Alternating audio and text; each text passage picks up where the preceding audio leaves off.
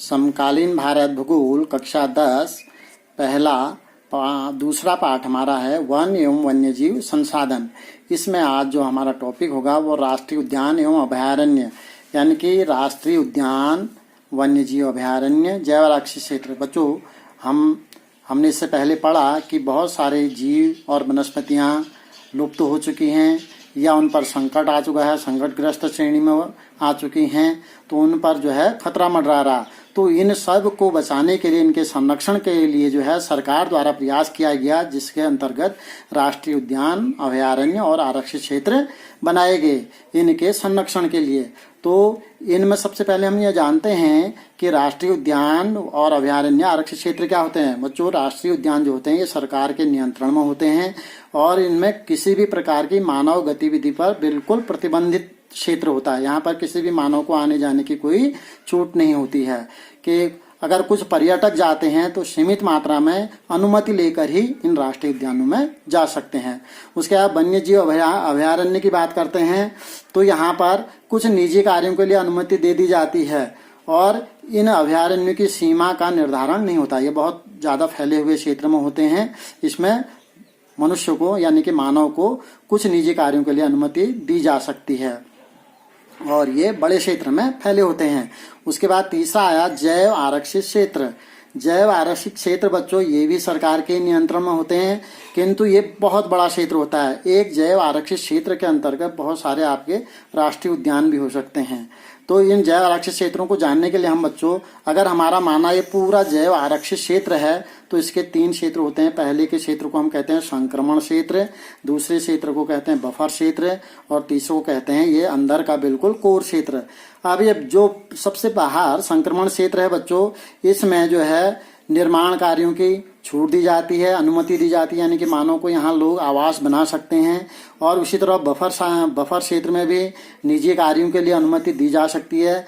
लेकिन जो कोर क्षेत्र होता है इसमें बिल्कुल प्रतिबंधित क्षेत्र होता है, यहाँ पर किसी प्रकार की अनुमति नहीं दी जा सकती है। यानी कि जैव आरक्षित क्षेत्र बहुत बड़ा क्षेत्र होता है, ये जान लिया। इसके बाद बच्चों हम अब इसको भारत के मानचित्र में देखते हैं। कुछ जो हमारे देश के कुछ विशेष मुख्य वैसे हमारे देश में अगर हम कहें तो राष्ट्रीय उद्यान लगभग 105 हैं और अभयारण्यों की संख्या लगभग 532 है और जैव आरक्षित क्षेत्र 18 हैं। तो इन सबको मानचित्र में दर्शाना संभव नहीं है।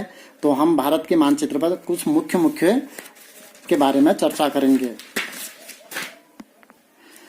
इन राष्ट्रीय उद्यान अभयारण्यों का जो क्षेत्र बनाया गया है ये कई जीवों के संरक्षण के लिए बनाया गया है।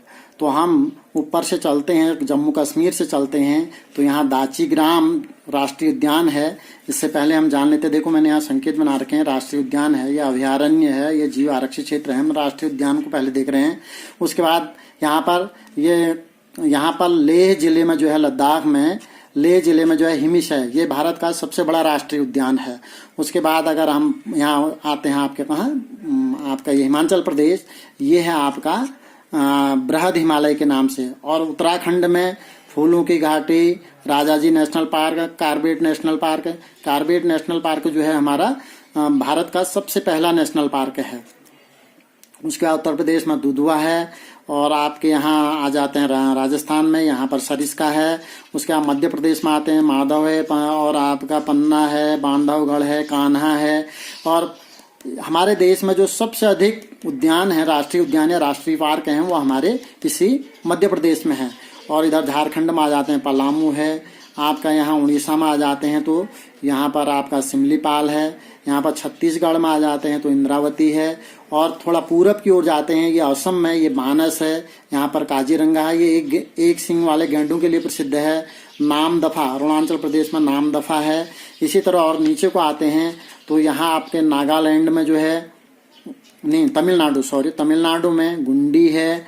और यहाँ केरल में आते हैं तो पेरियार है। और उसके बाद यहाँ एक छोटा राज्य, हमारे देश का सबसे छोटा राज्य है तो इसमें भगवान महावीर के नाम से है।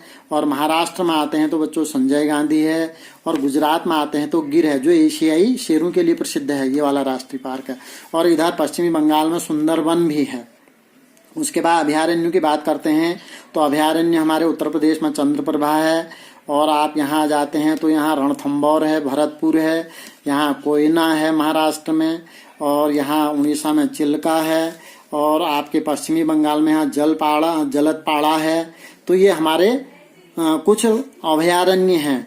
उसके बाद जीव आरक्षित क्षेत्र जो 18 हैं उनमें से कुछ हमने यहाँ पर लिए हैं। जैसे यहाँ पर हम उत्तराखंड में कहते हैं नंदा देवी है।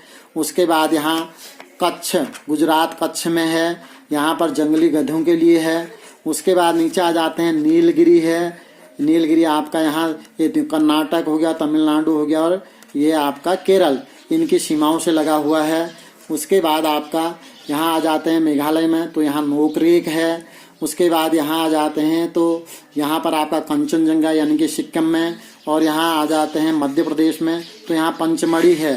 तो इस तरह से बच्चों ये हमारे देश के राष्ट्रीय उद्यान, अभयारण्य और जीव आरक्षित क्षेत्र हैं। और यहाँ पर आपका ये अंडमान निकोबार में मिडल बटन के नाम से है।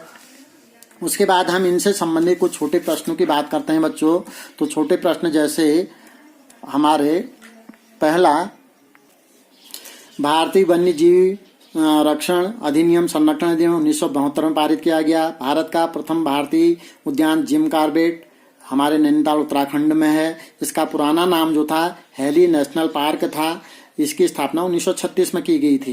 देश में सर्वाधिक राष्ट्रीय उद्यान वाला प्रदेश अभी मैंने बताया था मध्य प्रदेश है। और भारत का सबसे बड़ा राष्ट्रीय उद्यान हिमिश है जो लेह जनपद में लद्दाख में स्थित है। और सबसे छोटे की बात करते हैं तो सबसे छोटा राष्ट्रीय उद्यान है साउथ बटन आइलैंड यानी कि हमारा अंडमान निकोबार द्वीप समूह में स्थित है। इसकी स्थापना 1987 में हुई थी। उसके बाद अंडमान निकोबार द्वीप समूह राज्य या केंद्र शासित प्रदेश में सबसे ज्यादा वन्यजीव अभयारण्य हैं, 90 के लगभग यहाँ हैं। उसके बाद पेरियार अभयारण्य जो है जंगली हाथियों के लिए प्रसिद्ध है, यानी कि केरल में जो पेरियार है वो जंगली हाथियों के लिए। उसके बाद बाघ संरक्षण अधिनियम प्रोजेक्ट जो पारित किया गया बच्चों वो 1973 में पारित किया गया। हाथियों के संरक्षण के लिए जो परियोजना बनाई गई वो 1992 में। मगरमच्छ के लिए जो परियोजना बनाई गई 1974 में बनाई गई।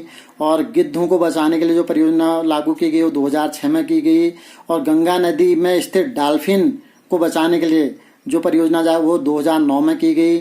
और 2009 में ही हमारे डॉल्फिन को जलीय जीव घोषित किया गया। गिर राष्ट्रीय उद्यान एशियाई शेरों के संरक्षण के लिए प्रसिद्ध है। गैंडों के संरक्षण के लिए असम के मानस, काजीरंगा तथा पश्चिम बंगाल का जलदापाड़ा मुख्य हैं। भारत के मध्य प्रदेश को टाइगर स्टेट के नाम से भी जाना जाता है।